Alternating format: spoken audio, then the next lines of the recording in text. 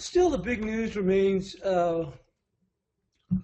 regarding Greece. The boons actually opened up with yields moving lower on the backdrop of the IMF story, basically, walking away from the table uh, with Greece. So that got the yields actually uh, working a little bit lower as we opened up. But then they started pulling right back in again. But even though the yields start to rise on the boons, that didn't help the euro because the euro was pretty much weak right from the get-go. The only difference, I mean, it was quiet, but it was weak right from the get-go, immediately. And it just kept selling off, and it bounced a few times. Relatively tight range. It really looked like it was just a range just for scalpers. That's about it. And we'll go into detail on that because I had mentioned that we're going to go in and cover day trading and scalping of the euro a little bit more in depth because there's not really a whole lot happening over the market per se. Cruise a little bit weaker. I tweeted out that 59.85 was a support level and 59.84 was a 50%. So we bounced about a good 15, 16 cents off that. So not a whole lot. We've got some wires coming. I mean, some news coming across on the IMF here, which actually it's not the IMF, but on my feed from that. Last one just popped up a little while ago. German finance ministry says institutions have shown a great deal of flexibility with Greece, which is probably in all likelihood true, but Greece needs to have debt written off. And now there was a good story that came out from the IMF, and essentially, what's his name? Cyprus was ready to go and sign a deal, and they had already come in with they were going to have some. We can go look at that. I've got it on another computer, but hold on. Just give us an idea. Well, I think that's what really knocked the euro. Well, we were sitting there at 28, and then it knocked the euro eventually into single digits. And then we came back up to 28, and then Merkel came across with her comments over the wire. But I'll just read it real quick. It says, only a week ago, both sides of the negotiating table believed the solution to Greece with its creditors was mercifully at hand. It just goes on to say that everything looked okay. It says Cyprus had flown in, especially for the session, and could accept the deal or something close to it. And Juncker thought he had a deal. Cyprus accepted a new budget surplus targets that were tougher than Athens had hoped, but lower than the existing bailout program. Mr. Cyprus disagreed with raising taxes on energy and many of the pension cuts, but agreed to return with a counter proposal. Well, what happened was part of the Syriza faction, the radical faction, found out about it. They got really upset and says, faced with a political firestorm back at home, Cyprus canceled a follow-up meeting with Juncker and instead delivered a strident rejection of the plan before the Greek parliament, calling it absurd and containing irrational blackmailing demands. Of course, that's when the wheels fell off the caboose, so to speak. Now we got the euro dollar coming back up because now everybody's acting all nicey nice, saying that, hey, we can still get this thing done, and nobody must be, caught holding the smoking gun in case Greece gets capped. Essentially, that's it. That's where we've come off these lows. It was pretty weak a little earlier. I was scalping it from the short side and from the long side. It was pretty tricky. Anyway, we just got this one message here. It says to use Juncker, you cannot interpret steps.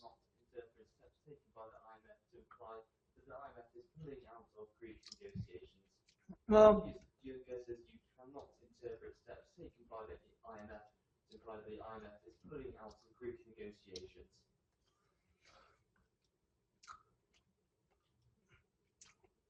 Okay, Juncker says he will talk to Cyprus, which is providing a bit of a bid here, and provide a bit of a bid here in the euro, which, well, I mean, that's just to be obvious. I mean, that's one of the things, that's why the show is going to focus a little bit more on scalping because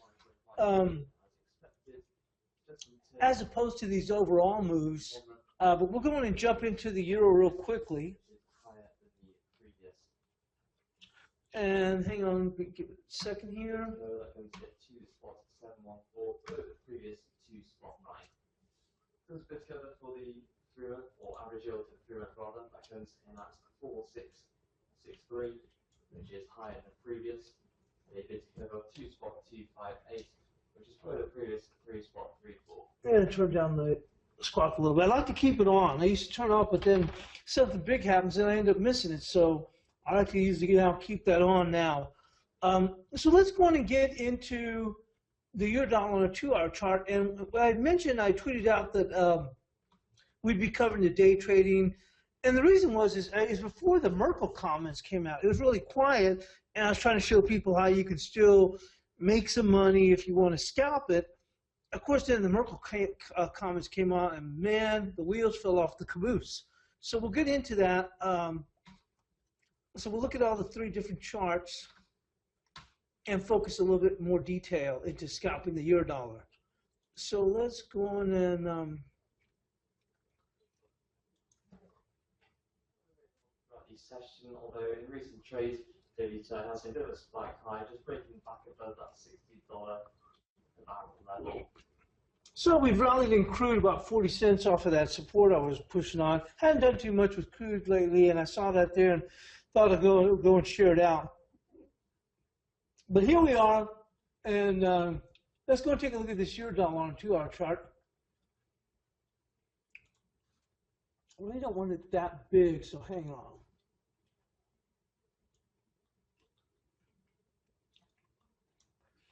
So the key level that has been here of the last couple of days, and this is why I want to get back to just focusing on scalping as opposed to trying to call an overall market call, which I had some success, but this week, I mean, you know, I think it was it Tuesday or whatever, ended up giving it a whole big chunk of profits.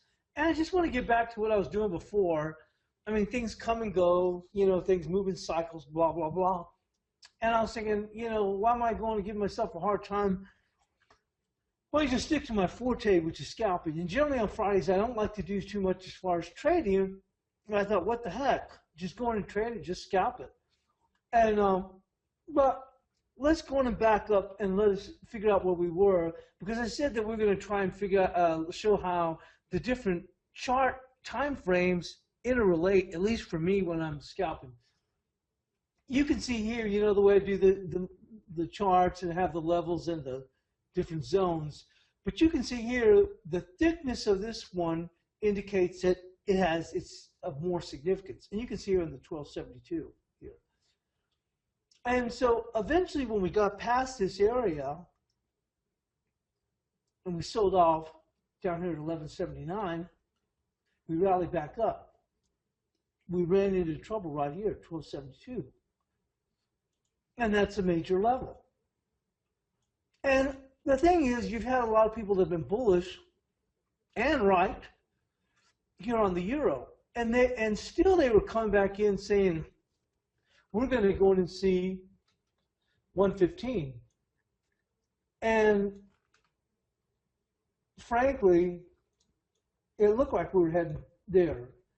In a way, like I said, couldn't argue the point at that time. So, but like I said, as we broke down here and we lost to 1272, then 1272 essentially was going to be your overall pivot, in the sense that once we lost 1272, the only way you can get back to being bullish is to reclaim 1272. And that's just the way stuff works. And a lot of y'all like to use stochastics or RSA. I'm just telling you the way it just, you know, you try and keep things simple. If you know, nowadays FX markets are so volatile, you're doing better off just day trading or scalping these markets. So once we lost that 1272, it was going to turn the tone bearish. Now we did rally back, but once again they ran out of gas as we came back up to this 1272. So I already knew that it was going to have a bearish bend coming in today, and the reason was more so than most other days, because certainly the bulls for the most part have been in control, but they've kind of lost it in the last, you know, day and a half, was because there were so many people that were positioned bullish in the market. So, and things were already starting to go in and turn negative as far as the Greece news. I mean, I kept saying that. I thought it was so silly that people were saying a deal was imminent. Apparently, maybe they were close to a deal. Okay, but obviously like I said, that all fell apart when the radical faction of the Syriza party got a got an inkling of, as to what Cyprus was agreeing to, and they had, produced a big maelstrom, and then Cyprus comes back, and in order to avoid having a big firestorm on his hands, he goes and plays politics and goes that way. So, which is nothing different from any other politician. Almost all of them are all spineless to start with. But anyway, so he doesn't want to deal with that. So he goes in, as the FT, Financial Times article states, he turns around, and which we all know, he goes and just, does a flip-flop and starts, saying everything was terrible and horrible, and they're not going to do this and not going to do that. So it was already, really dismantling the bullish outlook, which was really predicated, as we had said, on them reaching a deal. And obviously it looked like they weren't going to reach a deal. So we lost at 1272, and yesterday we had the retail sales that came back so strong. The market would have to, from a technical standpoint, have to get above 1272. So that was going to turn it bearish. And that was my inkling yesterday when I shared with some people. I said, what do you think about the euro dollar? I kind of feel like, and I shared this in the chat room, I said, I kind of feel like the rug's going to be pulled out of it between today and tomorrow. Because now the technical picture, the reason they were up so high is because they thought they were going to get a deal. Now that's clearly off the table. And we lost 1272, and all we're doing is rallying back up here. And actually, if you look at this move, well, look at this.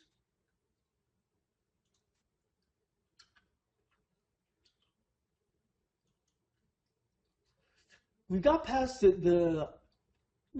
almost up to the 50%, right up in here. Let's see. Here we are. Almost to the 50%, but that 1272 was staring it right in the face. Okay, so they were going to have a hard time doing that, and that's why I kept thinking. I go, the market's really set up pretty nicely for a rug pull coming into Friday. That was my thoughts, but nobody really said too much about it.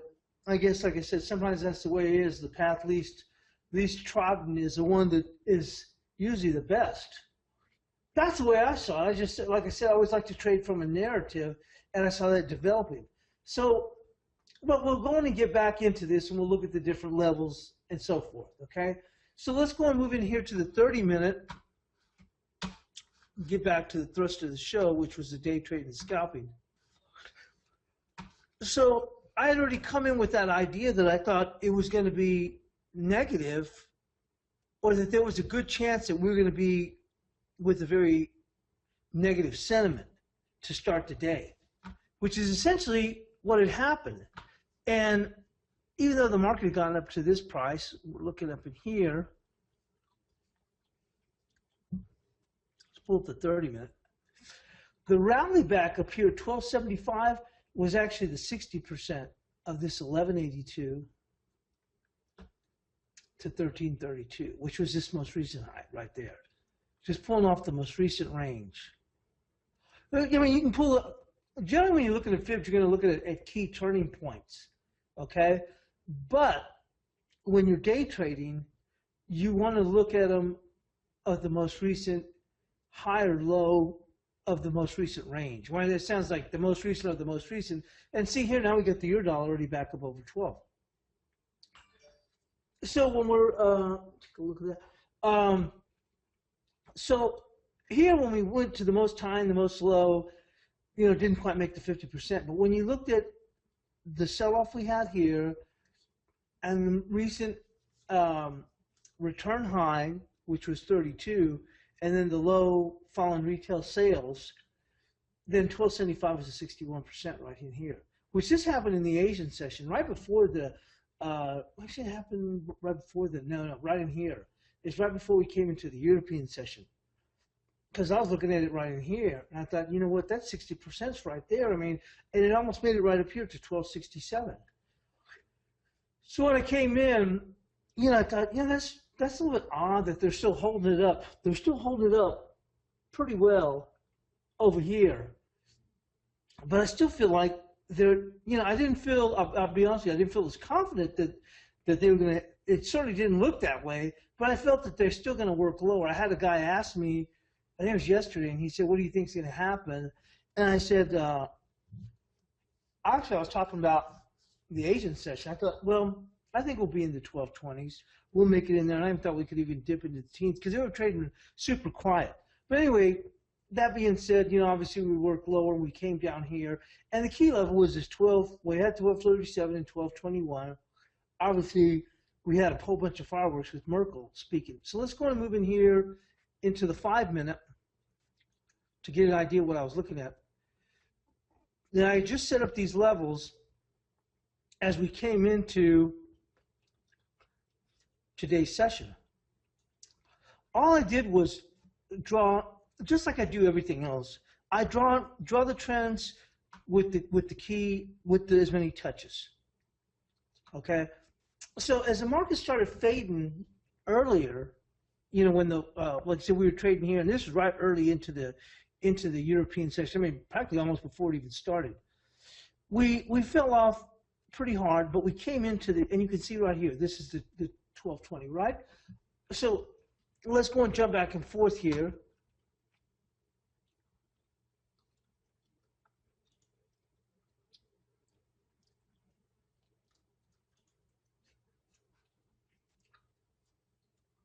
And you can see the significance of here, this 1223, right there.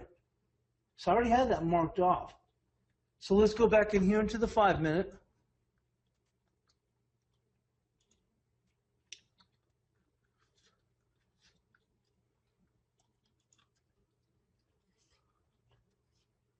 So this is why I was coming up. I knew that they were going to find some support in here, which this comes in right here at this 1223. They overshoot it by a hair, and they pop right back up, okay?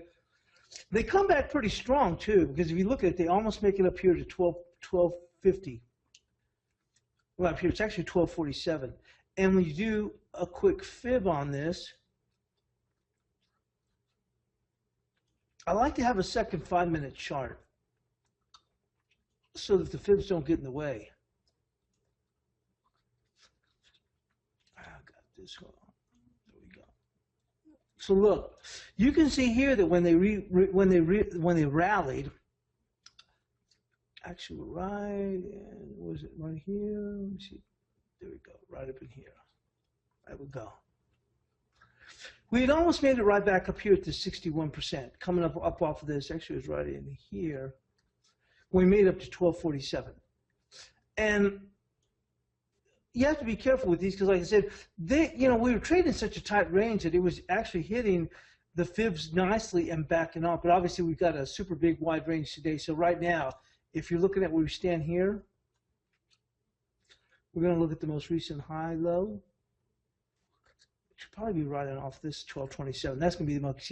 You can see we came to 61%, and we got above 12 when we backed off. But like I said, the news is coming out a little bit, nicey. But I still expect them to go and pull back, probably maybe closer down to this 1290. They're trying to stay above the 12. But let's go and get back in here into this over here. Really getting a nice short covering rally and spanking a few people in here. We come back into the 5-minute. This is going to be key right here, and we'll go on and take a look right here at this level, right there. That was at 05. We hit that. We hit this right after I tweeted out that, and I just deleted it. When I tweeted out that Financial Times story, I think that really got everything really hell bent. And we came down to that 1205, and we rallied back up to the 1227. But let's go and get back in here to where we started. So we're coming back in here to this 1223, and we rallying pretty good up in here to 1250, 1247. So really some pretty nice action here because I was already bearish to start with, and we broke lower and we came back here. Well, now let's go in and push this out.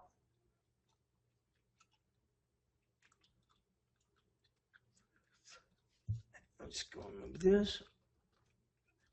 So when we rallied back up here to 1247, we found some support here, and this was 1235.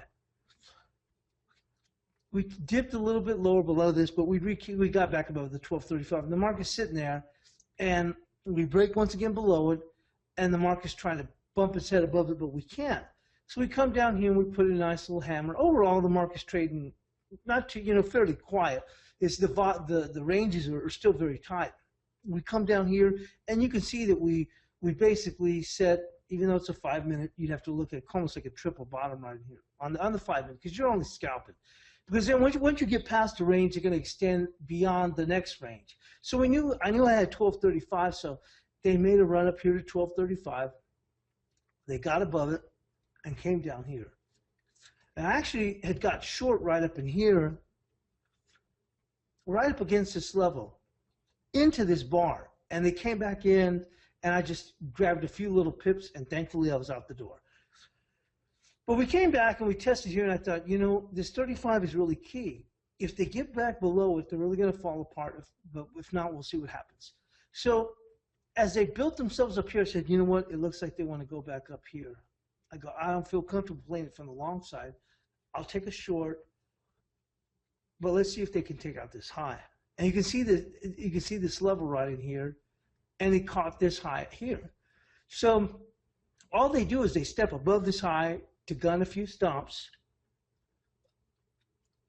and then they come right back down. Now you can see they finished up here right around 39 or 40, but look where they found support, right here at 35. So I knew that 35 now was pretty strong, and it was now going to be a pivot, a true bias pivot. So we got up above it, and like I told you, I was more apt to be bearish, so I started selling it here, and I said, I'll put my stop just below 30. I go, I'm not even trying to grab that much, because remember, it looked like the market, we were in a very dead range. Other than what happened here, the market wasn't going, back and forth with big ranges. So I said, you know what, I know this bias pivot here, I think we'll knock them down pretty good, and we'll come back to 35. So I said, let me just put my stop. I'm already short from up in here. And I go, I'll just put my stop just below, right at 30, or just below 30. I go, I'll put a limit there. So they come down, they tag me out, and we make a return trip back to 35, and I reshort them here, right, 34. Sure enough, they come down here because they got to test that low again, or knock out the prior low, and test this, what was a triple support low. Sure enough, they did, and then they come back up here. So eventually, they come back into the teens, and I actually bought here. I think it was a 20 or 21. The market was really kind of dancing around, didn't know what they want to do. But I thought if they can get back up above this level, which at the time was 25. That's right. I remember, I think it was 24, 25. I go, they'll make another run back up to 35. That bias pivot. I go, what's going to happen is, I'm still bearish. I think they can test this low. But if they get above 35 again, then I'm just going to have my stops here. Well, when they come down here, they made another test. And this test down here, and as long as they stayed here, did surprise me a bit. It did. I thought they might take a quick low, and then they'd shoot right back up in strong nature, because they would have really tested all the stops down here. But they hung down here for quite a while, so it surprised me a little bit, and we got up above 35. And I thought, okay, are they going to try and make a move into the 50s?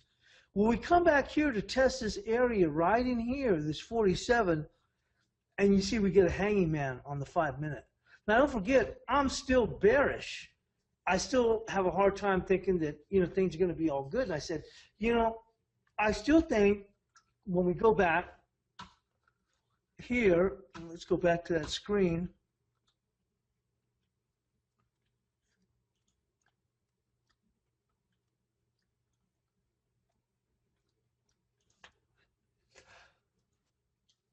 The reason I remain bearish is because, remember, we lost this 1272. So I said, and remember I told you we're going to make a trip down here to the 90s, right in here. We were above right at 12. I said, we'll still come down into the 90s to test it. And we just went and overdid a little bit here. That's if you're scalping, you can grab a quick 7, maybe 10 pips. But anyway, so my whole thing was, like I said, right from the get-go, is I'm telling you is that I felt that we had a lot of people who were bullish that had been proven right, but when we lost this 1272, it was going to turn the sentiment negative. Well, from a technical standpoint, but more importantly, was the idea that fundamentally, and I'm not so much into fundamentals, but I'm saying the actual theme of why we were up there so high was because they were going to get a deal done, and the deal didn't get done. Okay, so this was going to really weigh on the sentiment I felt coming into today. So once we had lost 1272 from a technical perspective, bulls were going to be tested. That's what I felt. And then on top of that, the sentiment had changed. So that's why I felt that they would continue to press them. And I thought, I still think we'll get down to about, 14, take out 14. Maybe we'll go into single digits, but at least it'll be that much. That's why I wanted to go in and remain bearish throughout this. So let's go back up here into the 5-minute.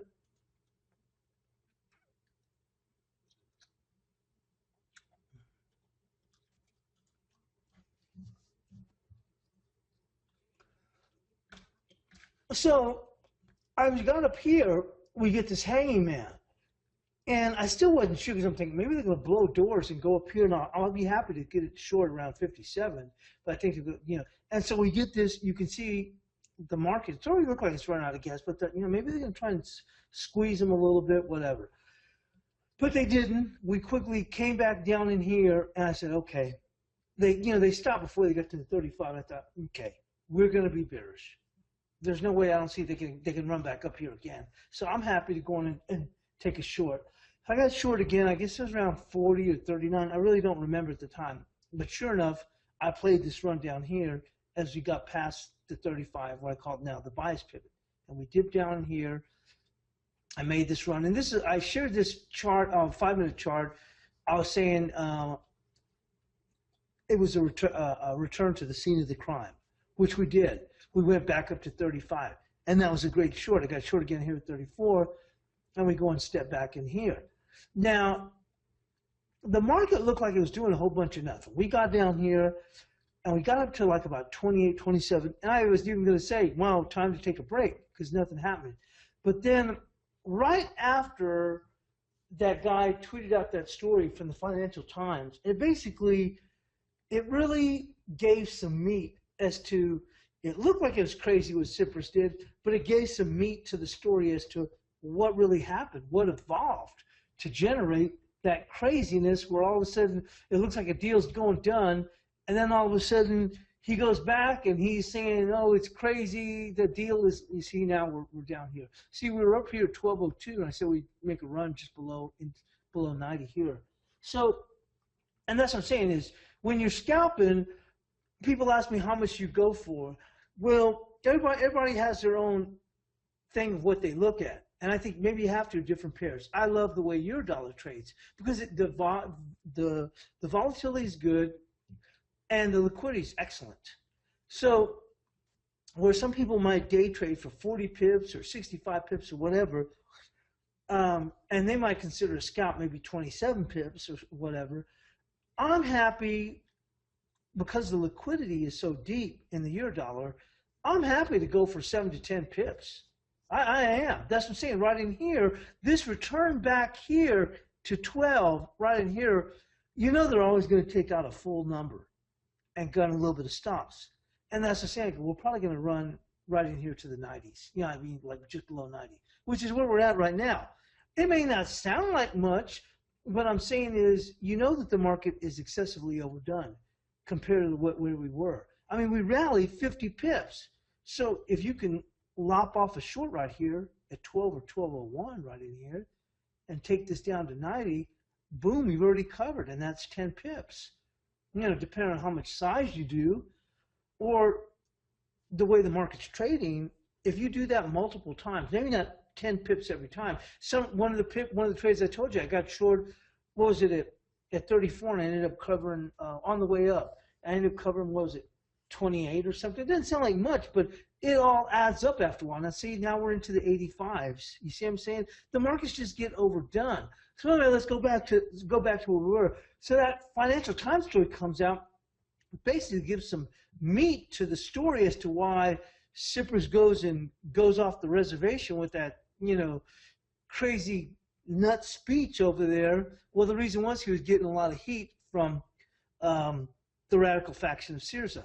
So we dropped down here into these single digits. And actually, it was already happening. I was like, what the heck happened? As I already saw it coming into 14, so I jumped in actually late because I thought it was be time for a nice little break. But I did go and catch it on the short side, and I actually got long. I got long at 8, and it jumped up to like, I didn't even jump up very far. I was happy to get out with just literally a couple of pips.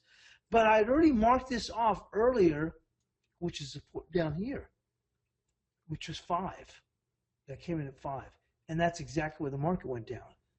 Now, normally I'll do my here like it touches, like to get as many touches.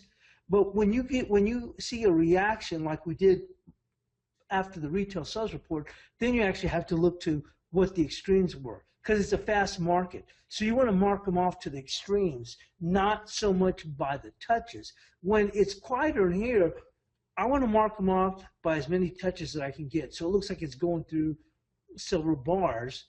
And I'm saying the range of the bars, but you can see there's a lot of touches here. You see right in here?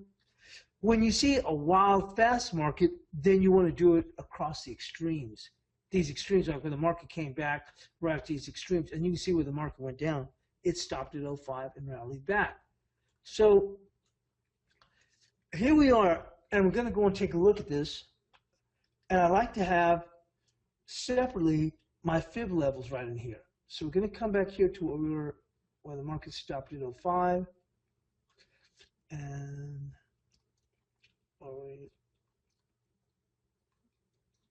to 47 right there. And you can see that the return trip back to 26 was right at the 50%. All I'm trying to look for, and that was my level already, is for confluences. And when I say that is, and you see we had a hammer bottom. So the market was really overdone, and it hit that level, the 05, on the other chart. You can see where it came down here and hit that level at 05. We'll back it up. See right in here? So it hit that level. So we're getting a hammer bottom off that. My point was that it was really overdone. So the market finally gets scooting up and we start rallying back again.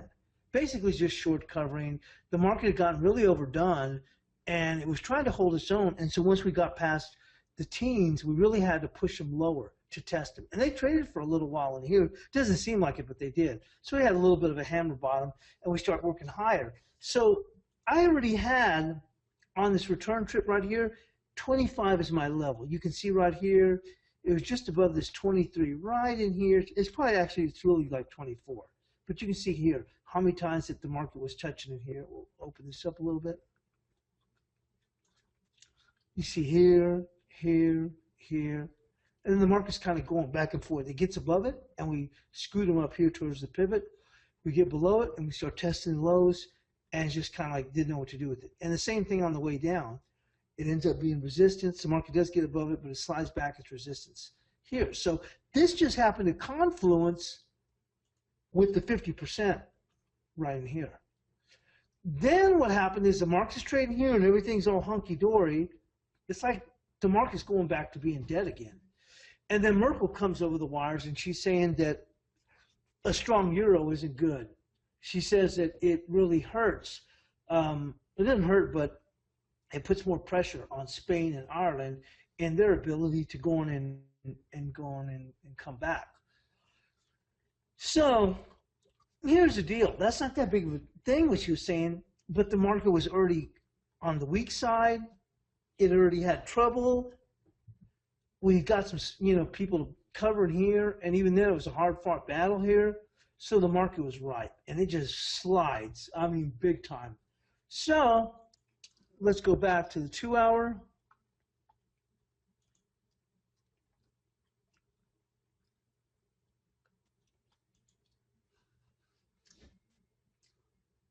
So on the way down there, I had 1179. I actually stepped in and bought them. I think it was 1176. And we got a little bit of a rally. Not a whole lot, but we did. But once again, the market was already weak, so it had to retest again and come back to a dip. So let's go back in here and go to the 30-minute.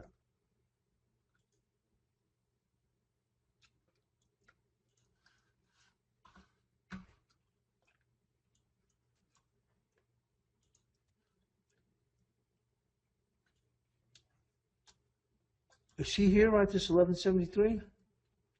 Now the market actually jumped off of that and got into the 80s. But this is on a 30-minute chart. But I was already looking at that 73, and I thought, well, they're going to hold them there. At least they're going to make a stand there.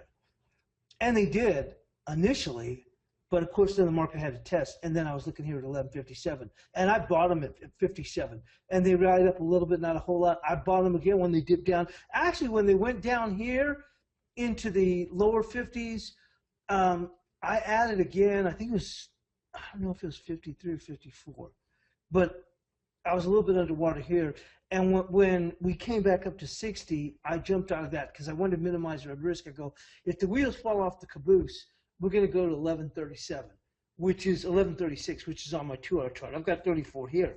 So I said, let me just take off this, because that way, when it got up to 60, I said, I'll just go in and jump off of this. I'll have made a few pips. If we go higher, then the one from 1157, I'll let it run up to like 65. Normally I let it run higher, but the market was under pressure. So I knew you can only, like they said, you can only get so much, in a market like that that's scared. So I was, kind of jumping back and forth in and out. So here we are back to the 5-minute. Oh my God, we already exceeded the break, and I am going to take a break. That one day I didn't take no breaks. So we did make it down here. You can see it was really herky-jerky, like nobody's business. And this 60 was basically a key level, but we were testing even lower. Finally got above it, and we made this rally up into the 70s, and we pulled back. But the key was the 60. So knowing that the market was overdone, you just had to go in and step in here, and you have to know your levels below. That way you know what to go in and do. So when I stepped in here again and added, I felt okay, but I knew I'm not stupid. When they rally them back, I'll go in and get out of that last second position at 60. I'll make a little bit. If they dip lower, I can buy them again. And then as they move up higher, come in here in the 60, because I knew the market was going to be under pressure, which is how it remained. And then as it worked higher, then everything looked like everything was okay, and we started to work higher. Now all of a sudden we started getting all the nicey nice comments out, and that's what boosted us up to beyond 12. But you have to understand, it's not like it was yesterday, where there were still people that were bullish and happy to buy the dip. Now the market's turned. Now the sentiment has turned from half full to half empty. So when we got up here at 12, that was just an area for people to get out, and probably some people that put their stops, said, I'll put my stops above 12, because if it gets through at 12, I don't want to be in it. So those people got stopped out, and that's why I said, well, we're probably going to make a run just right below 90, just below it, not a whole lot. I think we made it down here to, 85 or 84.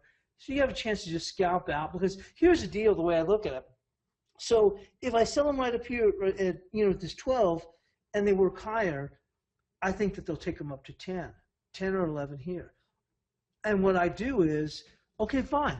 I'll take them back down, which will be to this 5 or 4. I'll get out again, and I'll see if we can break them lower. If we can't break them lower, then obviously I'll probably have to get out of that other pair. I may take one more stab again, and when we come back down, I'll get out again, and if it doesn't look like it's going to break, well, then I'll just have to get out of there. But that's the way you're doing it with scalping. You're just trading off back and forth, and you have to be willing to go on and get out. And if you do decide to go and add, and I think you can add, you have to, I won't say you have to, but it helps to go in and because you're never going to know where the exact low is, but to go in and layer into your position, but you have to be disciplined enough to know if you're right, if you're wrong, you're going to have to go in and get out. And sometimes, like they say, the best trade is the trade where you either scratch or take a very small loss, because then you find out, there wasn't enough left in it, left here to go and make a move. So, Roger says good morning. And so let's go on and, I'm definitely going to go and take a break. I don't want to go all the way. Okay, here we go.